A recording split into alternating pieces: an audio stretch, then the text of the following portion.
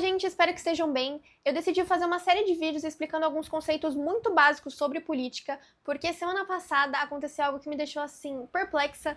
Eu estava em um evento e uma pessoa me parou e falou que não iria votar em ninguém de Arujá e Guarulhos porque a pessoa é de Jundiaí. Já tinha me acontecido isso anteriormente, só que foi a primeira vez que me pararam e ficaram falando que realmente a lei impedia a pessoa de votar ou em mim ou em outra pessoa de alguma outra cidade, porque ela obrigatoriamente precisava votar em alguém de Jundiaí, o município dela. E eu tive que ficar lá explicando que não, você pode sim, qualquer pessoa do estado de São Paulo pode. E como pode ser a dúvida de mais algumas outras pessoas, eu decidi começar aqui por algo que é extremamente básico, que é sobre o que é um projeto de lei, o que é uma PEC, o que é uma medida provisória, o que é uma PLP. E depois eu vou fazer uma outra série de vídeos também explicando qual que é a função de deputado federal, o que é a Constituição Federal e tudo mais. Então vamos começar de fato pelo básico. PL, né? O que é o nosso famoso PL? PL significa projeto de lei e são leis ordinárias. O que é uma coisa ordinária? É uma coisa que não é extraordinária, é uma coisa que é comum. E a maioria dos projetos que tem no Congresso Nacional. Via de regra, um projeto de lei não passa pelo plenário da Câmara dos Deputados, então não é votado pelos 513 deputados. Né? Então, por exemplo, eu sou uma deputada e eu escrevo um projeto de lei. O rito para tudo isso é eu apresento o meu projeto para a mesa diretora, que vai definir por quais comissões temáticas o meu projeto vai passar. Então, se, por exemplo, eu tenho um projeto que vai proibir o uso de celulares em sala de aula, eu escrevo o meu projeto e apresento à mesa diretora. Provavelmente a mesa diretora vai dizer que o meu projeto vai passar pela Comissão de Constituição e Justiça, que vai ver se o meu projeto ele não é inconstitucional. Se for inconstitucional, ele já para ali, não vai para frente. Depois ele provavelmente iria para a Comissão da Educação, que vai ali definir algumas coisas, discutir algumas coisas. Se for um projeto que ele precisa de verba para alguma coisa, vai passar pela Comissão de Finanças e Tributação. Então, se, por exemplo, o meu projeto ele quer proibir o uso de celulares em sala de aula, mas eu coloco que obrigatoriamente a escola vai precisar fornecer celulares que vão ter ali algumas restrições de aplicativo, internet e tudo mais. Como eu preciso que a escola forneça o celular, vai passar pela Comissão de Finanças e Tributação para definir de onde que a escola vai tirar dinheiro para comprar esses celulares e fornecer para os alunos.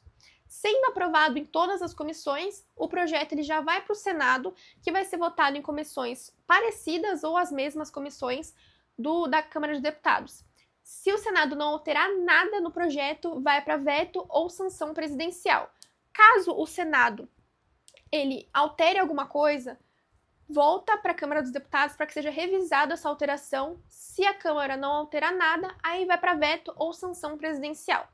Lembra que eu falei que, via de regra, o projeto de lei ele não é votado no plenário da Câmara dos Deputados?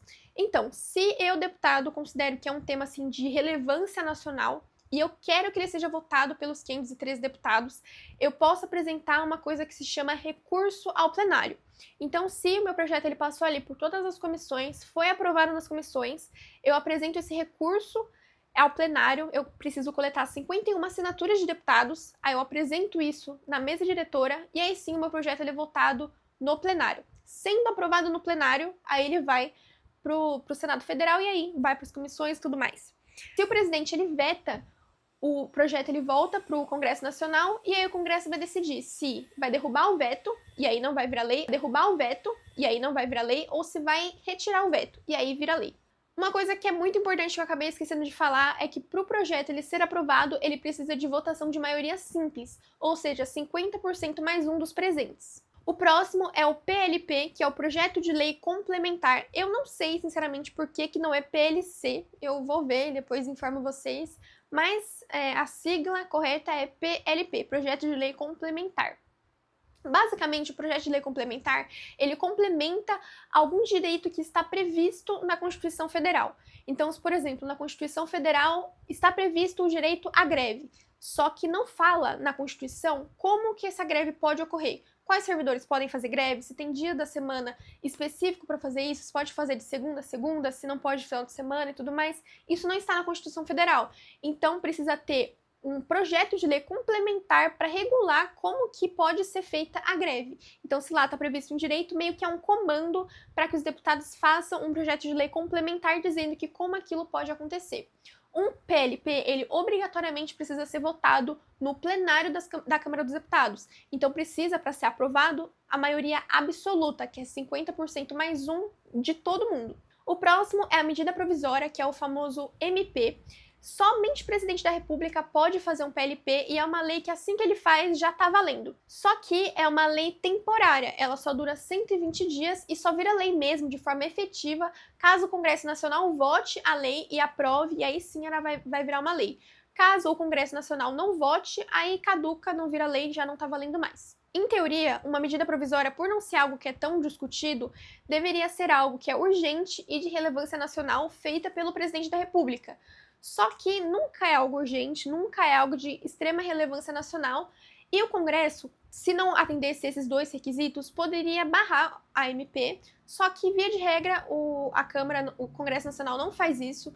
Via de regra, o Congresso aprova a MP. Então, se, por exemplo, eu sou presidente da República e eu falo que todo domingo deve ser usado camiseta verde, não é algo relevante, não é algo urgente.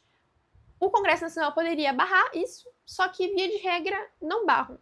Mais por tradição, eles nunca barram uma medida provisória, então, via de regra, é aprovado. O próximo é a proposta de emenda à Constituição, a PEC, né, a nossa famosa PEC, e ela é muito mais difícil de aprovar do que qualquer projeto de lei, qualquer PLP, porque precisa de 3/5 em 2 turnos, tanto no Congresso Nacional quanto no Senado Federal. A PEC, você faz uma PEC caso você queira emendar algo na Constituição ou revogar algo que está na Constituição Federal. Então, se, por exemplo, eu quero aumentar a carga de trabalho, a Constituição Federal diz que você não pode aumentar a carga de trabalho, e eu quero aumentar a carga de trabalho. Para fazer isso, eu preciso alterar a Constituição Federal, e eu faço isso através da PEC. Então, eu, deputada, escrevo uma PEC e apresento à mesa diretora. A mesa diretora vai passar para a Comissão de Constituição e Justiça. Naturalmente, uma PEC ela vai ser contra alguma coisa que está na Constituição, isso não tem problema. O que tem problema é se essa PEC ela fere alguma das cláusulas pétreas que a gente tem. Para você que não sabe, uma cláusula pétrea é uma cláusula que ela não pode ser mudada por nada, nem através de PEC. Então, por exemplo, a nossa atual Constituição, no seu artigo 5º, proíbe pena de morte e prisão perpétua. Então, por exemplo, eu não posso apresentar uma PEC, um projeto que vai implementar pena de morte e prisão perpétua, porque um artigo 5º, que é cláusula pétrea, proíbe isso. Eu só poderia, se eu apresentasse aí uma nova Constituição e tudo mais, só que aí é papo para um outro vídeo. Passando pela Comissão de Constituição e Justiça, vendo que não fere nenhuma cláusula pétrea, é criada uma comissão especial só para votar essa PEC. Passando pela comissão especial, aí essa PEC vai ser votada no plenário. Precisa ser votada em 2 turnos, tanto no plenário da Câmara dos Deputados, quanto no plenário do Senado Federal. Primeiro é votado no primeiro turno, aí tem a aprovação dos 3/5, tem um tempo, alguns dias, depois é votado o segundo turno e também precisa de aprovação desses 3/5. Sendo votado nos 2 turnos, aí vai para o Senado Federal e é a mesma coisa, vota-se o primeiro turno, 3/5, espera um tempo, vota-se o segundo turno, 3/5. Sendo aprovado Câmara e Senado, o presidente de ambas as casas, tanto Hugo Mota, que é presidente da Câmara dos Deputados, quanto Davi Alcolumbre, que é presidente do Senado, eles se unem para promulgar a PEC. Ou seja, o presidente da República ele não pode vetar uma PEC e ele não tem como sancionar a PEC, porque ela já vai ser aprovada automaticamente pelos 2 presidentes da casa. Ele não tem poder algum para dizer, não, eu não quero essa PEC aqui, não vai ser, vou vetar. Ele não pode fazer isso. Tem uma coisa que existe que é a chamada quebra de interstício. O que significa isso? Lembra que eu falei para você que são 2 turnos. Primeiro, 3/5, depois 3/5, e no intervalo desses 2 turnos precisa ter um tempo, um prazo. Porém, eu, deputado, eu posso apresentar um requerimento de quebra de interstício. Significa que eu coletei ali um determinado número de assinaturas, essa minha PEC ela vai ser votada no mesmo dia, não vai ter esse prazo. Esse prazo ele existe, na teoria, para que seja amadurecido as ideias. Então, eu votei aqui hoje, por exemplo, a PEC da escala 6x1. Votei aqui hoje a favor da PEC, eu li tudo, concordo com tudo que está escrito. Vou para casa, passa-se um tempo, eu discuto, a gente vê a reação da sociedade. Como é que a sociedade reagiu com determinado artigo, a sociedade não gostou de tal artigo, a gente sentou, discutiu, entendeu toda a demanda da população. Semana que vem eu vou votar novamente.